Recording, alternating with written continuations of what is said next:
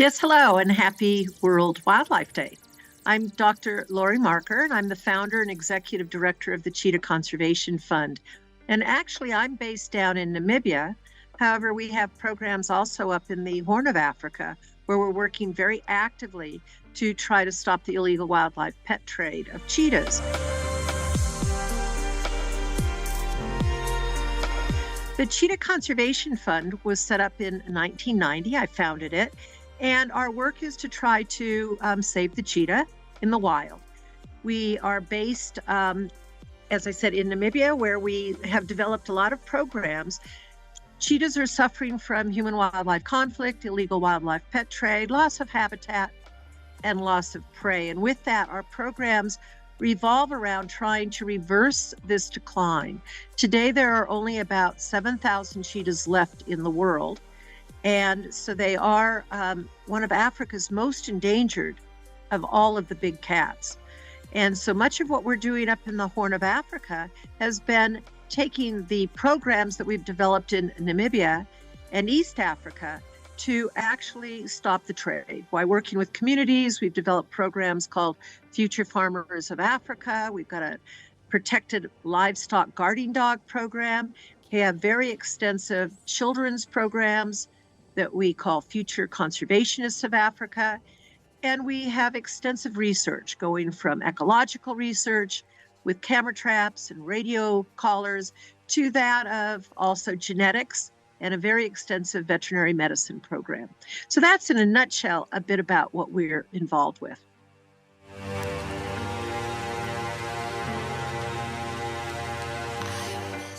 Well, up in the Horn of Africa, we're very active in trying to stop the illegal wildlife pet trade. This is an extensive problem that is reaching all the way from the northern parts of Kenya, throughout all of Ethiopia, into the Somali and Somaliland areas, where the animals are going over across the Gulf of Aden into the Yemen and into the Arabian Peninsulas as pets. And so what we're trying to do is to stop this trade, primarily through our extensive community-based programs. And currently we're actually trying to develop conservancies within the communities to try to have the communities stop the supply and keep the cheetahs living free and in the wild.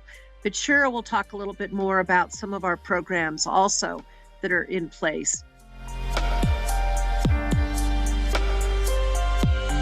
We've actually been involved with HAWEN since nearly its beginnings, back around 2016, when we started becoming involved, realizing this was a very important network to try to help stop the illegal wildlife pet trade.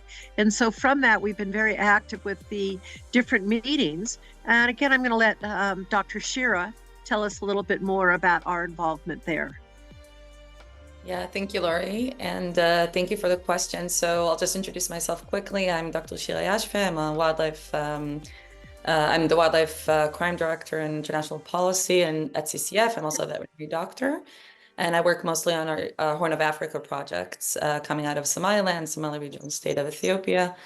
And as Lori said, in this region, we have a lot of programs, but everything is has a bit of the kind of connection to the illegal trade, because that's a major thing that is happening in the region. And the HAWEN, as Lori said, was established in 2016, and it was inspired by other WENs, wildlife enforcement networks across the world, the ASEAN WEN in Asia, etc.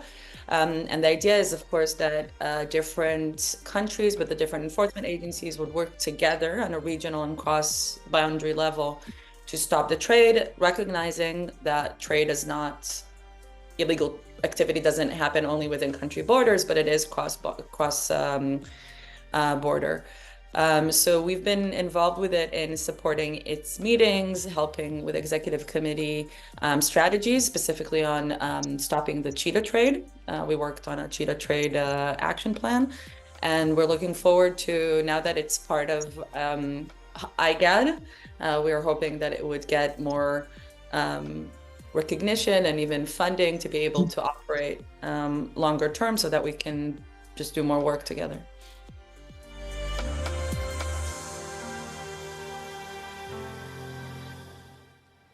Yeah, so as I mentioned, to try to stop, so when you look at illegal trade, Lori kind of did an overview of it. You look at the supply, right, at all the way to trafficking and then the demand.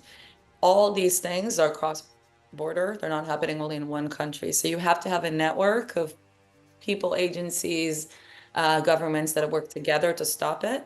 And a WEN, like the HAWEN, is supposed to be one that is pivotal because it would have information exchange between agencies of different countries, and potentially even live operations when there's a intelligence that something is happening. So the HAWEN is extremely important, especially for this cross-border collaboration.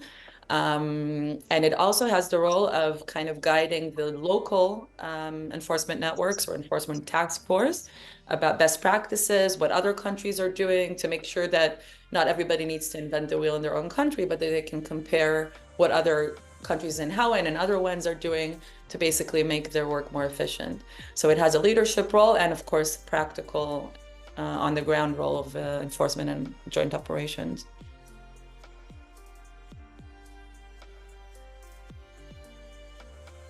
Currently, we are having to care for nearly 100 cheetahs that have been confiscated from the illegal wildlife pet trade in the Horn of Africa. These are young cubs that have come in, and this is only over a 5-year period of time that it is so extensive. We have noted that over the years that potentially up to 300 animals are being taken from the landscape into the illegal wildlife trade. And for every one animal that might make it into the trade, about 4 or 5 of the cubs are dying en route. And then from that, if they do make it into the trade, the people usually don't know how to take care of them properly, and they only have a lifespan of a couple years. And with that, the cheetahs are a cute animal. They should be living in the wild. But with this, when the people have fallen in love with them, then they want another one. And that's where that illegal trade continues. So stopping the supply as well as stopping the demand are very, very critical in the work that we're doing. But we have a huge undertaking by having to take care of that number of animals that are coming. That's the consequence of that trade. So we have had to develop a rescue center and fund that as well, which is at a very, very, very high cost to our small nonprofit organization. So these are things that that are the consequences of the trade, and why it's so important to have a network to try to help stop the trade and work together throughout the region.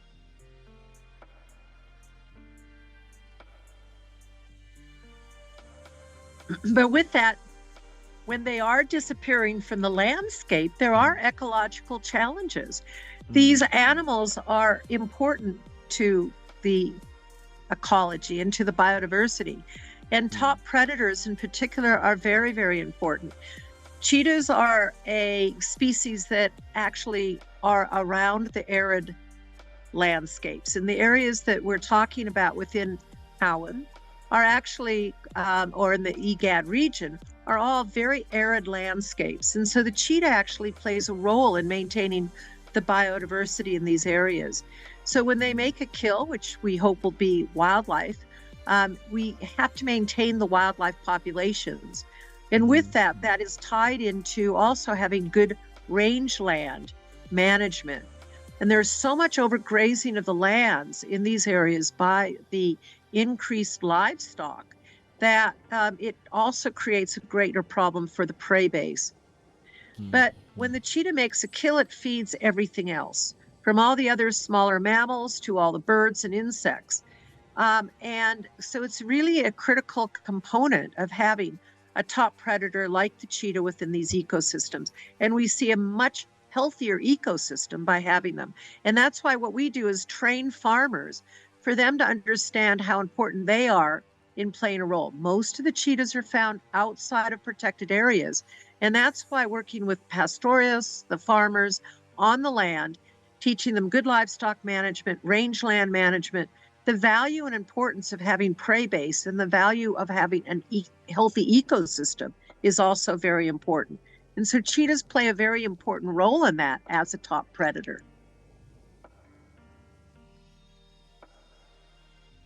Well, throughout the entire region, we actually encourage them to be aware of the wildlife around. And again, many of these areas are people are not aware of the value and importance of wildlife and the fact that it's actually going away.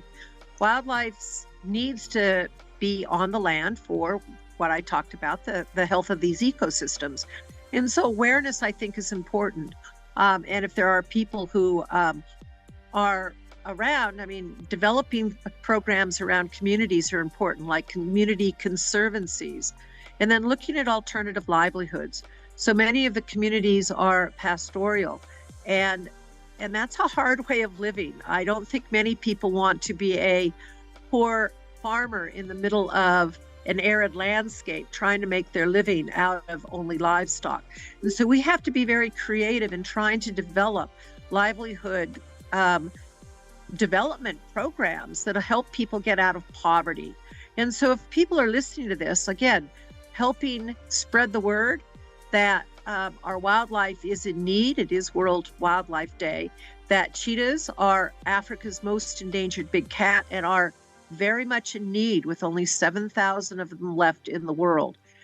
Don't take animals out of the wild. Keep wild animals in the wild and learn how to live with wildlife. And we can help with that. So I encourage people to go to our website, which is cheetah.org, and learn more about what they can do.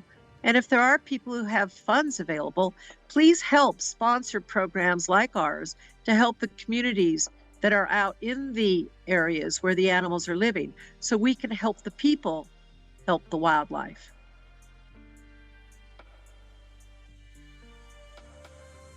If we're talking about a regional level policies, I think that having the leadership of IGAD and kind of coming up with guidelines and basic, again, best practices, etc., to guide the countries that are part of IGAD, whether it goes from legislation. So we have been working in the past with IGAD and other countries on changing wildlife legislation to have better penalties, to have better inclusion of different wildlife aspects in their habitats, just to protect it more, so that then enforcement could be done. If it's not in the law, you cannot enforce. So I think that on the IGAD level, having even policy guidelines to what should be in a legislation and a wildlife legislation of a country is very important. Also guidelines in terms of what, maybe to follow up on what Lori said, which I think we believe is one of the most important thing. It's not so much the stick, it's the carrot, right? So not only legislation and enforcement, but just policies and programs of education, awareness, and really, really starting to make residents of these areas understand that this is a natural asset, that their wildlife around them is a natural asset. And I think that if children and also adults start to understand that, in 5, 10, 15 years, this could be the future of the region, right? Whether it's ecotourism or ecosystem services that come from these animals, then maybe they would understand that poaching them today is literally discounting their future. So I think that that is another thing from IGAD level to country level, that good policies and good education programs could come into play. So there's definitely a lot to do, and the time is short.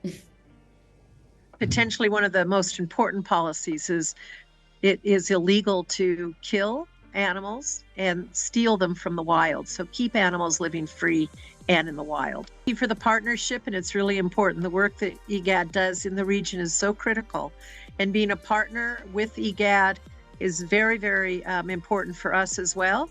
And again, please go to our website, which is cheetah.org, and see how you can get involved in ways of helping save the cheetah. And our motto is save the cheetah, change the world. Thank you. No better way to end, but I'll just say happy World Wildlife Day for everyone, and go out there, look at your landscape, look at, the riches around you, and cherish them, because it's not obvious that we have that in our surroundings.